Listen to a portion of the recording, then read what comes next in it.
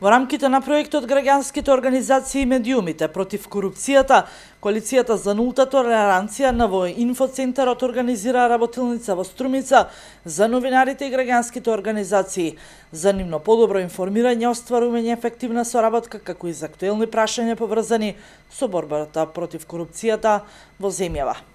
Да, тоа е многу скокотливо прашање, особено поради фактот што ние сме мала држава, некако сите со сите се познаваат, има роднински бизнис релации и така натаму, меѓутоа предизвикот е да се биде и да се остане транспарентен онолку колку што се може. Секако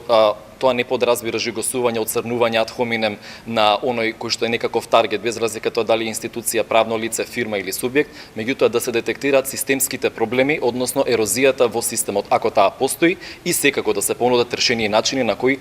преку кои практично тоа ќе може да се санира, односно да се намалат последиците.